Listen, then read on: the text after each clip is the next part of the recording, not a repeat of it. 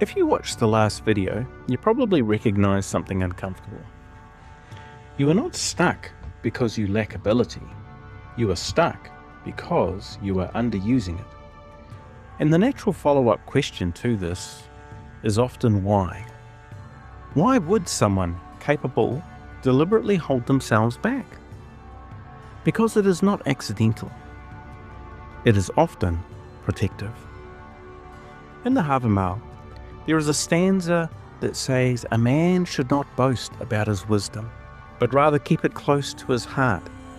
When a wise and silent man comes to a homestead, he is seldom harmed. The Norse respected restraint. They respected quiet competence. They understood that visible strength changes the room. When you display intelligence, people measure themselves against it. When you display capability, expectations rise. When you display clarity, resistance can appear.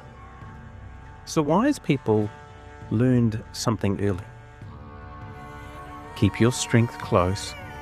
Do not boast. Do not overexpose. Do not make yourself a target. And that is good counsel, but here is where it shifts. Restraint is strategic. Suppression is fear wearing the mask of prudence. For many capable people are not insecure, they are calibrated. They learn that standing out creates friction. Maybe you were told you were intimidating. Maybe you were told to tone it down.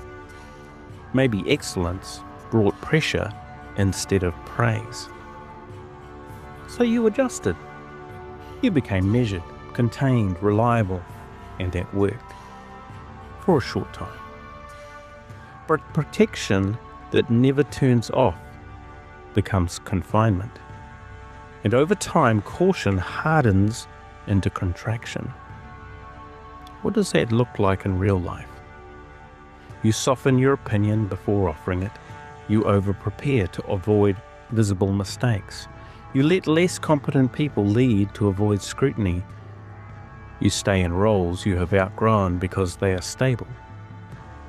And you delay publishing, applying, leading, speaking, because visibility feels heavier than invisibility. That is not weakness, that is risk management. But risk management has a cost. It reduces your field of action. But here is the reframe. The Havamal does not say, hide your strength forever. It says, do not boast. And there is a difference. Keeping wisdom close to your heart is not the same as burying it. For the Norse ideal was balance, silent, thoughtful, and bold when required. If you never move into the bold phase, you are living only 2/3 of the stanza. So how do you shift this without becoming reckless? First, you separate real risk from imagined risk. Write down the worst realistic outcome of being more visible. Most of the time you'll find it's just discomfort and not catastrophe. Secondly, expand gradually. Speak once more than you normally would at a meeting. Publish one piece of work publicly. Volunteer for one task that is going to stretch your skills. Exposure builds tolerance. And thirdly, decide where you are willing to be underestimated and where you are not. For that line matters. Underestimation can be strategic in some rooms, but permanent underestimation becomes identity, and identity shapes behavior. But here is the deeper shift.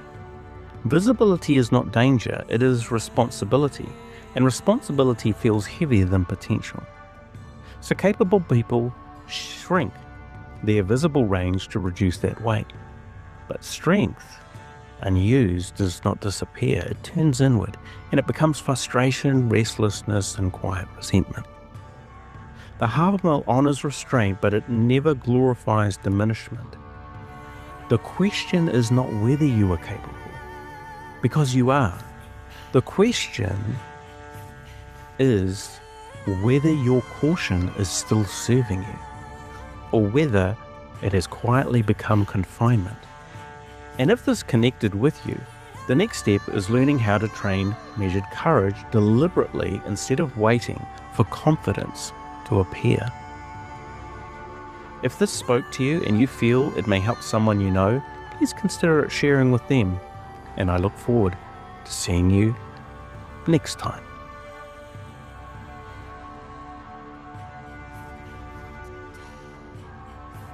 Why would someone capable deliberately hold themselves back? Because it is not accidental.